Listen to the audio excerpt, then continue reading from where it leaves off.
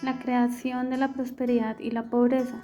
Iniciamos hablando del paralelo 38, el cual nos indica la manera como los países pueden llegar a prosperar o fracasar económicamente. Pues de acuerdo a sus regímenes políticos, se puede establecer que por medio de la inclusión o extracción a que un país esté sometido, depende mucho que surja o que se estanque. Claro ejemplo de ello se puede evidenciar en el caso de las Coreas, después de su división geográfica y política, en donde, como es conocido, que ésta se dividió por una parte, Corea del Norte, y por otra, Corea del Sur, siendo a la postre dos países en condiciones totalmente distantes.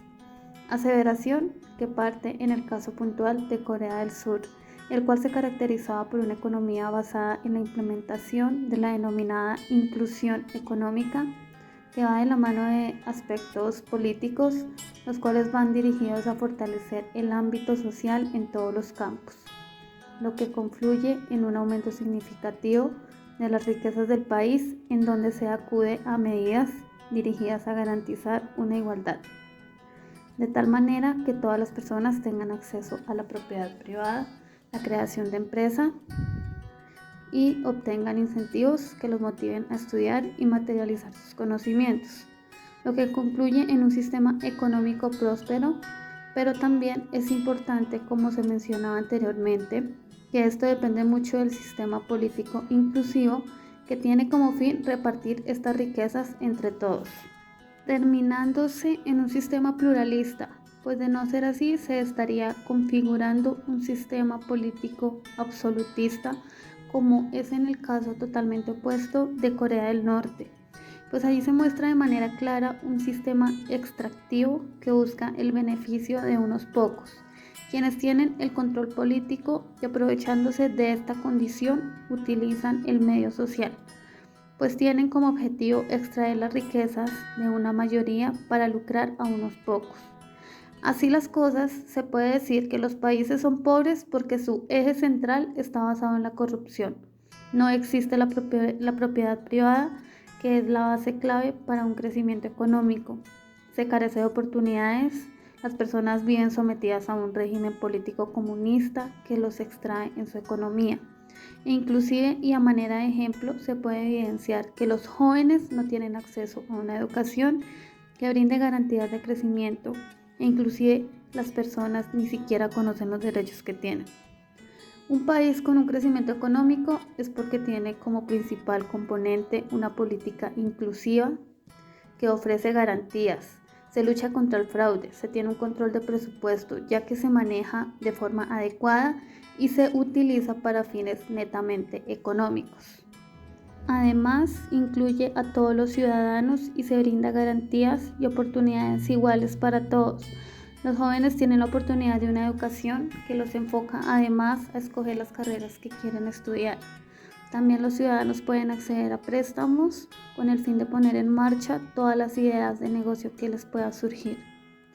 El fortalecimiento en el ámbito educativo será entonces la forma como los países surjan y salgan de la supresión, pues el conocimiento será la mejor arma enfocada a un desarrollo intelectual, que de esta manera permitirá el liberarse del sometimiento a gobiernos autoritarios déspotas, los cuales centralizan el poder de manera excluyente, con el único propósito de alcanzar a toda costa intereses económicos de manera sectorizada en cabeza de quienes precisamente imponen las políticas económicas basadas en la concentración del poder en un grupo reducido de ciudadanos y grupos pequeños sociales. Uno de los preámbulos más importantes en las organizaciones fue la peste negra, la cual mató a más de la mitad de la población. Inicialmente se dio en 1346 en la ciudad de Tana, en la desembocadura del río Don. Esta peste se propagó en razón a que los comerciantes, en la medida que se trasladaban con sus productos, iban en barcos y trenes, y a su vez iban ratas que tenían pulgas, las cuales fueron el origen de esta peste, por lo que este suceso tuvo un cambio tanto social, económico como político, por lo que se creó una orden feudal principalmente con origen en Europa occidental, entre el rey, los de estrato medio y los campesinos, quienes serían de los de estrato bajo. Durante este periodo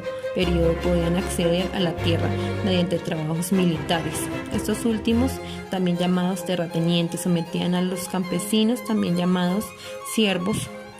a trabajar estas tierras sin remuneración alguna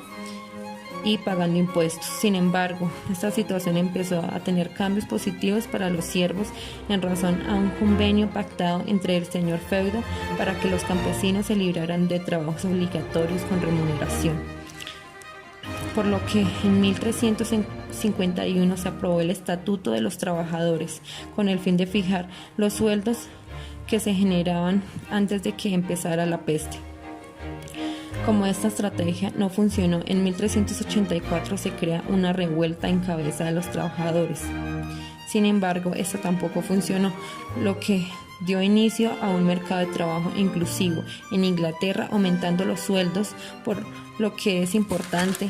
abordar acerca de estas organizaciones, las cuales tienden a la desconcentración de la riqueza y el poder, generando una amplia clase social media. Hoy en día estas organizaciones inclusivas son generadas para proteger los derechos de propiedad, progreso en infraestructura, cambio de régimen fiscal, mayor acceso a la financiación y la protección para los comerciantes, por lo que en este periodo abordado gracias a estas instituciones mejoró el sistema financiero. Sin embargo, los terratenientes pusieron el mercado de trabajo extractivo y a los campesinos como siervos nuevamente. Para entender estas organizaciones es importante resaltar que son o tienden a la concentración de la riqueza y el poder en manos reducidas, élite, como un monopolio, en este caso en poder del rey y los terratenientes. Esta peste negra fue el ejemplo claro de una coyuntura crítica donde existe una confluencia de factores que trastornan el equilibrio económico o político de la sociedad, lo que puede representar un giro decisivo en la trayectoria de un país. Dentro de estos países que adoptaron estas instituciones inclusivas está Inglaterra, que por su parte fue el país que conllevó el crecimiento económico en el siglo VII. Otro ejemplo en donde se adoptó las organizaciones fue en la Revolución Gloriosa en 1688, en donde se creó una sociedad plural y se centralizó el poder político, por lo que el gobierno adoptó una serie de medidas económicas que proporcionarían de esta manera incentivos para la inversión y el crecimiento, extrayendo los monopolios para mejorar el comercio, fomentando la innovación y así multiplicar patentes. También eliminó las barreras para el desarrollo industrial. Estas medidas que tomó el gobierno mejoraron el sistema financiero. Finalmente, es importante destacar que países como Francia y Japón adoptaron las organizaciones inclusivas.